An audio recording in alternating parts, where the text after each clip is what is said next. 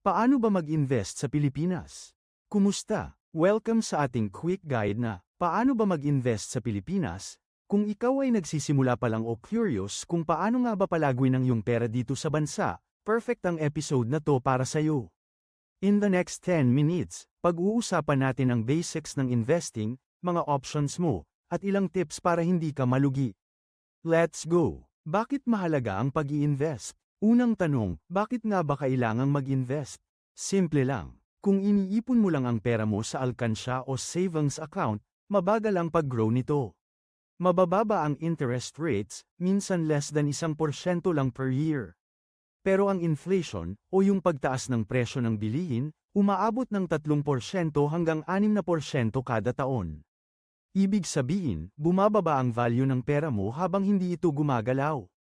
Kaya kailangan natin mag-invest, hindi lang para sa kita, kundi para sa future mo, pang-retirement, pang-business, pang-travel, o para sa pamilya mo. Types of investment sa Pilipinas stocks, stock market ito ang pagbili ng shares ng mga kumpanya tulad ng Jollibee, Ayala, BDO, at iba pa. Kapag kumita ang kumpanya, kumikita ka rin. Pwede kang bumili ng stocks sa pamamagitan ng online brokers gaya ng Call Financial, BDO Securities, o First Metrosec. Pero tandaan, may risk ito. Mataas ang kita, pero pwedeng malugi rin. Kaya dapat aralin muna ang market. Mutual funds at UITFs. Kung ayaw mo ng direct stock trading, pwede kang mag-invest sa mutual funds or UITFs. Dito, may professional fund managers na humahawak ng investments mo. Hindi mo kailangan maging expert, pero syempre, may management fees. Pwede kang magsimula with as low as 1,000 piso sa mga bangko gaya ng BPI, BDO, at Sun Life. Pag-ibig MP2, isa itong government savings program na tax-free, guaranteed, at may mas mataas na interest rate kaysa sa regular savings. Pwede kang magsimula sa halagang 500 piso lang. Magandang option to kung gusto mo ng low risk pero better returns. Real estate, isa sa mga traditional at matagal ng paraan ng pag-i-invest. Bumili ka ng lupa, condo, o paupahang property. Long-term ito at malaki ang puhunan, pero solid at tangible ang asset mo. Online businesses and side hustles, hindi lang puro financial instruments. Pwede ka ring mag-invest sa sarili mong negosyo, lalo na online. Think Lazada, Shopee stores, freelancing, content creation. Kung may skills ka, yan ang puhunan mo. Crypto at NFT, ito na ang mga bagong investments. Pero sobrang volatile at risky, kaya para lang sa may high risk tolerance.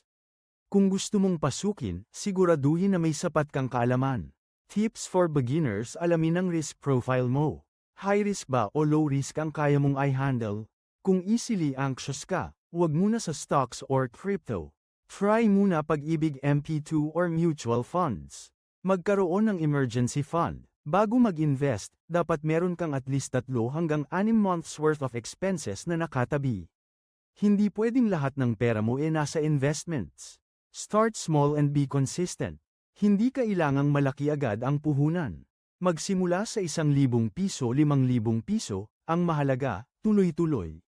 Aral muna bago invest. Maraming free learning resources online, YouTube, blogs, at mismong websites ng financial institutions. Huwag kang magmadali, iwasan ang scams. Kapag sinabing, double your money in 1 month, scam yan.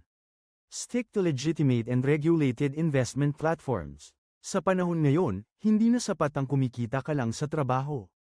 Kailangan mong palagwin ang perang pinaghirapan mo. And the good news, marami ng accessible na investment options sa Pilipinas. Maging wise ka lang, mag-research, at laging magplano para sa long term. Kaya kung handa ka nang magsimula, tanungin mo ang sarili mo, ano ang goal ko? Gaano karaming risk ang kaya ko? At ano ang first step na kaya kong gawin ngayon? Maging matalino sa pera, at siguradong malayo ang mararating mo. Maraming salamat sa pakikinig, o pagbabasa, ng guide na ito.